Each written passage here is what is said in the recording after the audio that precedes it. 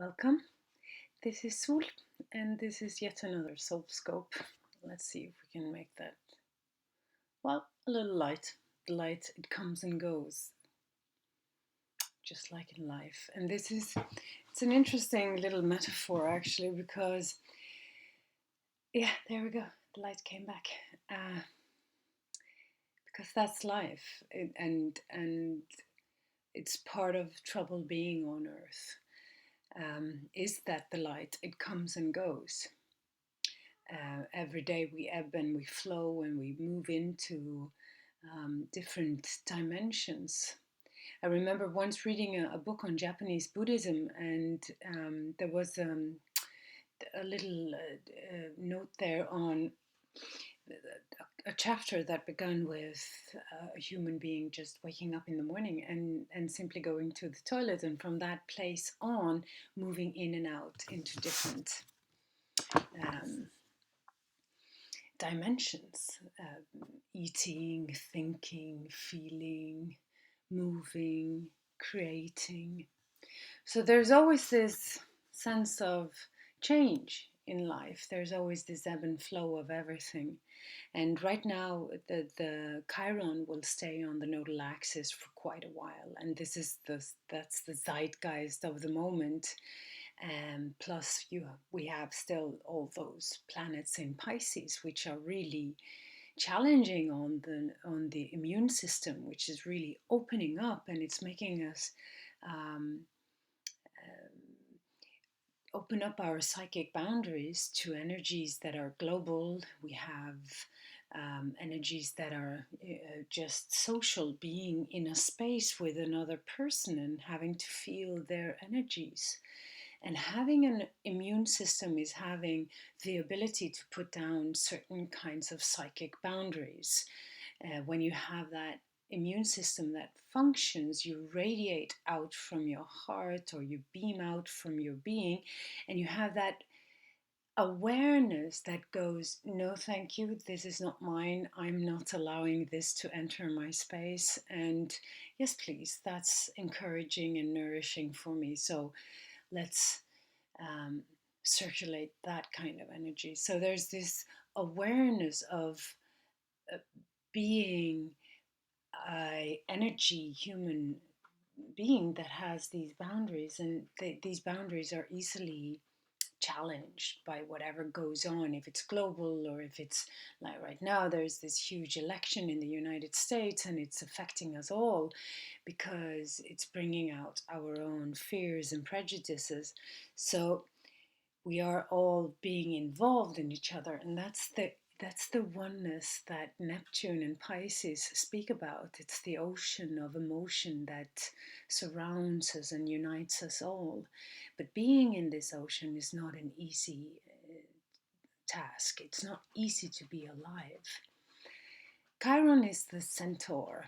It's that wounded hero, that wounded healer that appears in mythology as a symbol and a metaphor of actually being a human being, because human beings are part animal and part gods. We have the brains, we have the wits, we have the higher awareness, yet we still have that body that won't always work according to our wants and desires. So Chiron is a very often humiliating reminder that we are not yet, I like to say, we're not yet superhumans, we're not yet superwoman or superman. We're aspiring gods. We're about to get there, but we're not there yet. We still have this body, these emotions, this mental body we have to consider when we move in the world. I've worked a lot with Chiron because Chiron touched me deeply, being um, uh, using astrology from a very young age to understand my deepest wounds. I naturally fell in love with the archetype because it describes the wound that is not we're not able to heal, maybe not in this lifetime, but when we bump into it, it's that part of you that is not believing, that is not ready for what you perhaps set out for, that is tired, that is broken, that is feeling the poverty on the inside. And working with subpersonality astrology, which is um, a kind of astrology that sees a individual as a unit of several personalities, like you have a different set of subpersonalities with one center of awareness or consciousness or higher self or self, you can call it what you want. And we move in and out of these different personalities. You could see them as the archetypes of the astrology. Now, Chiron is that bit of you that just wants to go to sleep. I just want to go to sleep. I'm so ill. I'm not feeling well. I'm carrying this deep wound. It's the wound of many, many lives of the karmic pain that I've endured in all these journeys that I took on earth. And it's that wound that is so deeply embedded in your cellular memory that it's hard to find release from it. And what I see with wounds, if you have a trauma or if you have a, a karmic complex of some sorts that is just keeps repeating itself over and over again, is it that it has quite a lot of energy. And whenever it's activated, this energy, it takes over and it becomes alive.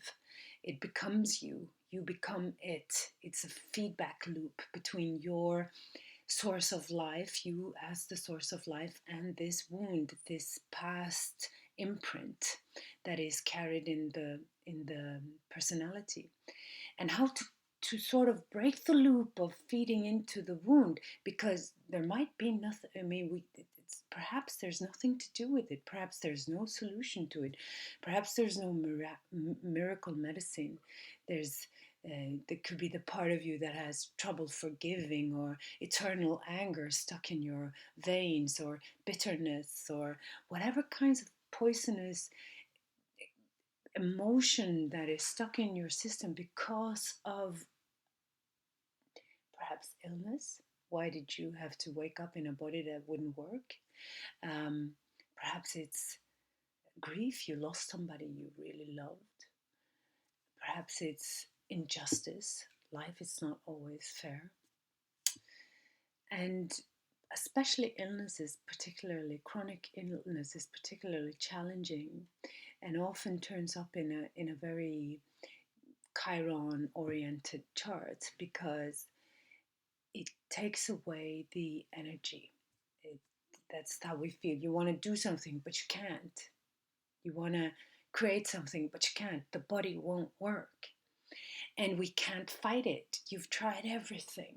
You know, everything. You tried the healers and the doctors and the psychologists and the, um, I almost said the exorcists.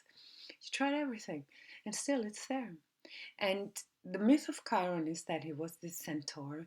He was a half god. His father was Saturn, and Saturn is a god. Thus, he was an eternal being. The thing with gods, the part of us that is God, is the part of us that lives forever. It's a symbol of a higher self, the gods.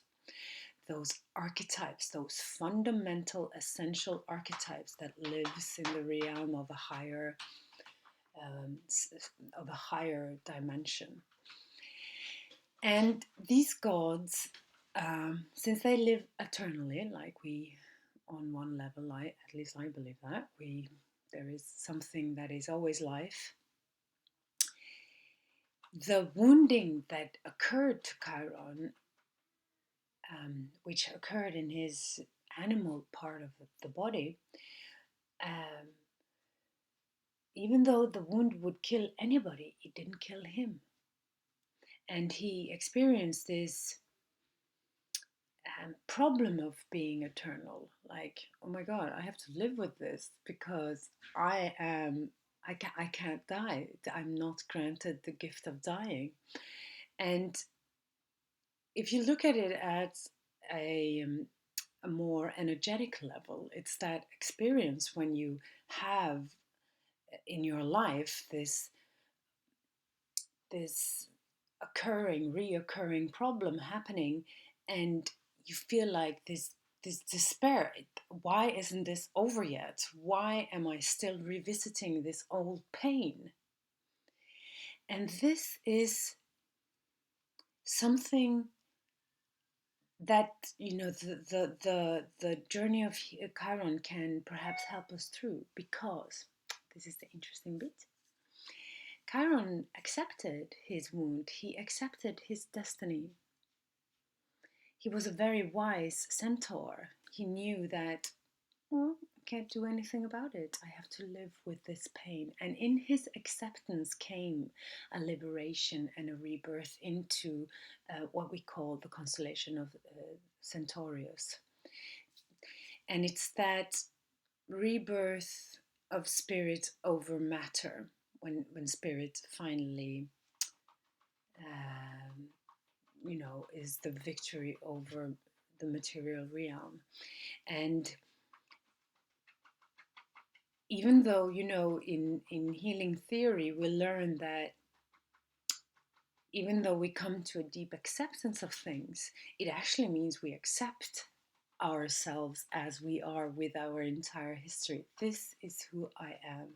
In the esoteric sciences, they have a concept called starving it out. Instead of giving it energy, trying to fix it, you just see it. Okay, there it is. Where do I go? I go to the heavens. It's not a very quick fix, but it's a method that little by little take away the focus from whatever's unjust, unfair, not working, not functioning, into something that is healthy, full of life, full of spirit, full of soul. It takes, when you reach the soul again. And it might always be there. I mean, if you lost your leg, it won't grow out again. If you have a serious condition, maybe you just have to find a way to live with it. But you won't fight it anymore. And that's the release of energy.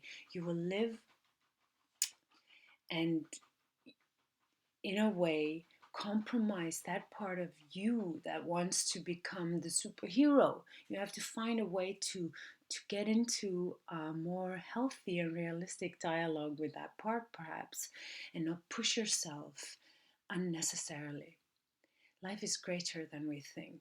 It's not about how much we do, it's how we do what we do that is important. Our service is not necessarily our achievements.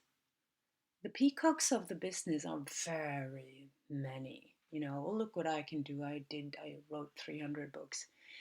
The service that you give is in your heart. It's every day you go out and you greet and you breathe the love that you are. And the impact of the surrounding, if everybody did that instead of trying to impress everybody else, we'd be having a great time on earth.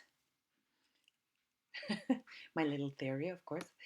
So, with these words, I wish you a healing journey through this Chiron on the nodal axis. It's gonna walk us through the rest of March. And the centaur, with its wisdom, with its love, with its um, courage to accept, can bring you in, perhaps, to liberation. Liberation. Yes. I wish that for everyone, actually. Um, of course. Well, namaste and have a great day.